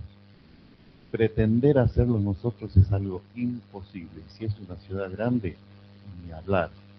Entonces, sabemos cómo es el bicho, dónde vive, dónde se reproduce, etcétera. Lo que no se ha logrado es pasar esa responsabilidad a la comunidad, y hay que ver con qué mecanismos habría que trabajar para poder lograrlo. Yo creo que con información. Yo creo que en este sentido hablar de... Fundamentalmente con información. Acordate cuando la epidemia de cólera, nadie se lavaba las manos, no se ponían las gotitas de lavandina. ¿Hasta cuándo? Hasta que aparecieron muertos. Y ahí la gente hizo el clic, ¿no es cierto? Y rápidamente tomó conciencia. Sí, hay gente por ahí no conoce algo de la edad de Egipto y tiene 100, rango de acción 100 metros a la redonda, cosas puntuales. Pero hay cosas que la gente sabe. ¿En qué se basa el control de Aedes? El control de dengue. Fundamentalmente en la eliminación del vector. Pero eso es algo absolutamente difícil de lograr, ¿no? Mira, yo voy a contar la experiencia breve nada más en Uberaba, cuando estuvimos con, Marcelo también estuvimos haciendo el curso de enfermedades tropicales allá 3 meses. Recuerdo que ese problema lo tenía Brasil. ¿Cómo solucionó la municipalidad de Uberaba esa situación? Habilitaron una casa que era de la municipalidad en el centro de Uberaba, donde la acondicionaron de tal manera que tenía todos los elementos que podían tener Aedes aegypti o que podían tener agua quieta, que podían tener cubiertas, todo, absolutamente. La acondicionaron como una casa que iba a arder de Aedes aegypti. ¿Y saben a quién llevaron? A todos los colegios. Trabajaron especialmente con los niños y los adolescentes. Entonces los llevaban y les explicaban y les decían dónde estaban los reservorios de Aedes aegypti. Ellos fueron los principales difusores en sus domicilios. Exactamente, fueron adolescentes y los niños principalmente que los llevaban. Yo estuve presente, los llevaban y los hacían entrar y les explicaban dónde estaban los mosquitos. Entonces los chicos iban a replicar y hacer esa tarea en sus propias casas. Es lo que decís vos, Carlos, me parece que... Sí, con otra metodología hicimos algo similar, porque lo que hacíamos era talleres para los docentes, donde les mostrábamos todos los elementos. Bien. Esos talleres eran más o menos 3-4 talleres por año, fueron en total 4.800 docentes capacitados para tratar de ingresar a la familia a través de los niños. ¿Tal cual? Porque para los niños lo que dice la seño es ley. Todavía sigue siendo ley y espero que siga siendo ley. Entonces, la idea era entrar a través del niño. Algunos éxitos hemos tenido, pero eso... Yo me fui, ya se suspendieron y nunca más se volvieron a hacer. Creo que por ahí es uno de las formas, y después hay muchas otras estrategias que podrían aplicarse, ¿no? Sí, bueno, ya un poco hablaron ustedes. Yo más que nada, es verdad esto de que habría que poner hincapié en la anticipación, en la prevención, y que las instituciones, digamos, porque por ahí decimos sí, la parte gubernamental que hace, pero ¿quién tiene que presionar a ellos para que hagan, digamos? Porque en una experiencia, digamos, lo viví un tiempo en La Rioja. En La Rioja hubo justamente en el 2022-2023, comenzando antes del COVID, a mí me agarró dengue ahí en La Rioja. Es porque es como que cuando ya no hay casos, o sea, no se confirman casos, se baja, o sea, y el gobierno ya no le da tanta importancia a esta vigilancia. Y entonces empiezan a aparecer, y en La Rioja, en mi cuadra, había 5. O sea, podría llegar hasta en una manzana a haber 20 casos. Y recién cuando empezaron a saturarse, el sistema de salud se empezó a saturar todas las instituciones, empezaron a hacer algo. Entonces la anticipación, la prevención, muy importante, pero nosotros como que formamos parte de la salud, digamos, tendríamos que presionar, y también de parte de nuestras instituciones, hacer esto y salir a la comunidad. Para mí lo más importante es lo que decía el doc, que es salir a la comunidad y llegar y hacer hincapié ahí, porque está bien, podemos preparar las instituciones a esperar que lleguen los casos, pero el gasto sería menos si hablamos de la parte económica, y sería mejor si todas las instituciones, hasta ONG privadas, públicas, tendrían esta intención de salir a la comunidad y frenar esos casos. Y es verdad esto de las familias de los niños. Soy director de primeros auxilios de la Cruz Roja, y con la Cruz Roja, con el voluntariado, en Salta, salimos nosotros a los barrios y principalmente buscamos a los niños, y la comunidad digamos, se entusiasma, o sea, logramos el entusiasmo ese, y le hablamos con no palabras técnicas ni nada, sino directamente mostrándole en sus casas. Nosotros vamos a su casa, pedimos permiso, nos hacen entrar y le mostramos cómo con simples herramientas, ¿sí?, o simples acciones se pueden prevenir todas estas situaciones. Pero es importante que nosotros, digamos, como que formamos parte de la salud, presionemos también al gobierno, porque si no ellos, sinceramente, como dice usted, hay un vaciamiento y no se van a preocupar y no les va a interesar. Sí. Bien. Por otra parte... Bien. Perdón, Carlos. Perdón. No, para. Déjame terminar. Acá voy a tomar allá lo que dijo y vos estás hablando mucho. No, acá el control de aire. Para. Perdóname. Voy a hacer guillo ahí, lo voy a tomar esto. Nosotros tenemos tres. Acá, cuando nosotros somos multidisciplinarios, se puede comprender mejor a la epidemiología. En el año 61, nosotros hemos sido pioneros, todo bien, en la década del 60, con atención primaria, y estaba la figura del médico y del agente sanitario. Hemos ido evolucionando, hemos sido pioneros, tomó Salta, después lo toma el Ciprosa, todo que va, yo lo tuve que ver nacer al Ciprosa en Tucumán, todo, después va a Neuquén, todo han ido, perfecto. Ahí está una historia. El cólera ya nos ha mostrado un detalle, lo que se llama dentro de la sociología de las organizaciones la profesionalidad incompleta. Financiamiento discontinuo y la profesionalidad incompleta y la constitucionalidad precaria son organizaciones vulnerables. Ahí ya nos mostró el cólera. Esto es la historia, lo que nos interesa ver. Hoy, ya no es la figura del agente sanitario y del médico. Esto hay que verlo claro. Tiene que venir la antropología social, la psicología social, a trabajar también en el terreno. Y el que no hace terreno no tiene la realidad propia. Yo he tenido el placer, y le agradezco a mi profesión, verlo el caso 1 del cólera en Yavichico. El 2 está en Tartagal, de la Argentina. Pero al verlo, y cuando a mí mismo me decían, ¿qué tenés que hacer? Como es? Sí, lo teníamos que ver como una estrategia militar. ¿Cuáles eran los corredores entre Tarija, Cochabamba, La Paz? Todo teníamos que ver.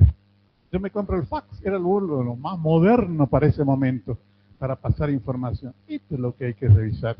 Ahora tenemos la formación en dirección del sistema de salud, por un lado. Tenemos formación en gestión pública. Y lo que están en gestión pública no son a veces ni idóneos, y ahí es donde se entiende esto. ¿Por qué estamos mal? Y el COVID nos volvió a cachetear. Esto yo lo que quiero que se entienda. No es solamente echarle cargo a culpa al gobernante. No, ¿dónde está el problema? ¿Y sabe cuál es el problema de esto? Mientras nosotros seamos ciudadanos de segunda, esto va a permanecer y vamos a ir más vulnerables, porque ya ahora hemos destruido la salud pública. Se destruyó todo. El COVID lo terminó, las organizaciones se fueron para abajo. Esto hay que entender. Yo no me siento ya a lamentar, sino digo, ¿qué hacemos? ¿Levantamos la profesionalidad? ¿O todos estos virus que están diciendo acá, lo están citando, nos van a ganar? Sí, nos van a ganar. Porque el terreno, por empezar, no lo hacemos. Hay mucha gente que se anda mucho con la teoría, pero terreno no la tiene.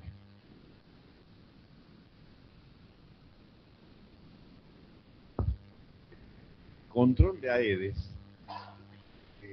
ha sido víctima de lo que se llaman ficciones ordenadoras. Es decir, la consecuencia de adaptar la realidad a nuestro pensamiento. Las cosas son como yo creo que son y no de otra manera, y descartamos lo que yo creo que no es así. Es decir, son esquemas teóricos, ¿no? Varios mecanismos dogmáticos, pero que El ejemplo más típico son los índices entomológicos. Fíjate vos que se dice, siempre se dijo desde hace 30 años o más, que cuando en un área el índice de viviendas, o sea, la cantidad de larvas, el porcentaje de casas con larvas es de 0, no hay riesgo. Si es menos de 1, el riesgo es bajo. Si está entre 1 y 2, el riesgo es medio, y si es más de 2, el riesgo es alto. Pero si es 1,9, no. ¿En base a qué se dice eso? No tiene ninguna, ¿no es cierto?, sustento científico. Es una ficción ordenadora, pero nos hemos guiado por eso durante años, porque a alguien en algún lugar, posiblemente en la OMS, se le ocurrió hacer una tablita que después se la aplicó en todos los países, pero no tiene ningún sustento. No sirve para predecir brotes ni nada que se parezca, ¿no es cierto? Y en base a eso hubo varias discusiones, ¿no es cierto?, de qué hacer con todas esas informaciones que realmente no tienen sustento científico. Es muy difícil el control de ellas. Buen día. El Ministerio de Salud viene trabajando hace mucho en lo que es la vigilancia de vectores y la vigilancia de febriles. De hecho, ¿cómo es que se llama? Se colocaron ovitrampas todo el año, para ver, digamos, la distribución de Aedes.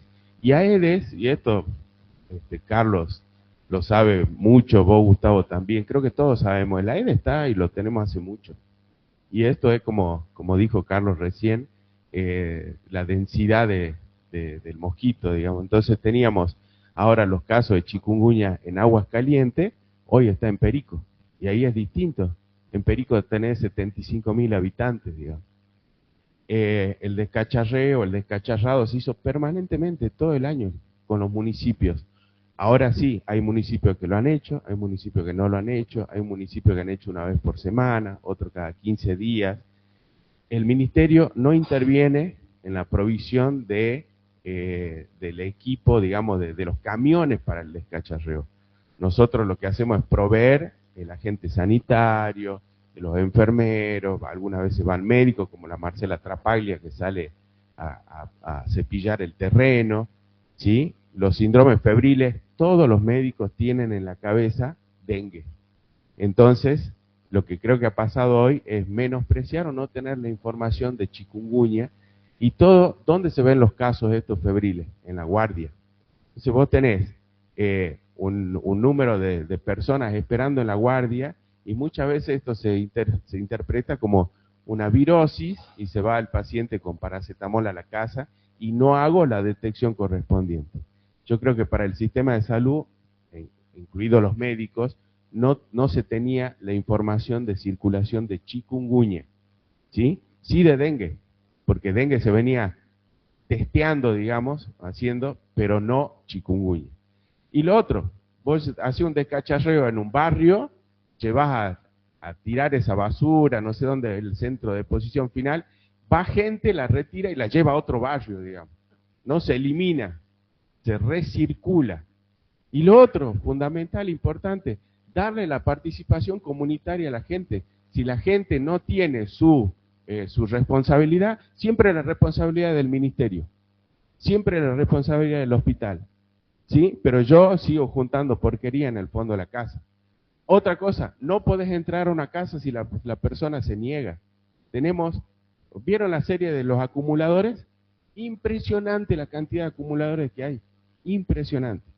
Pero entiendo lo que dice Carlos Ripoll, que el control de vectores, que esto, pero yo creo que no hay que menospreciar ni decir a la ligera que el ministerio no hace nada. Vamos a tomar un cafecito, ¿quieren?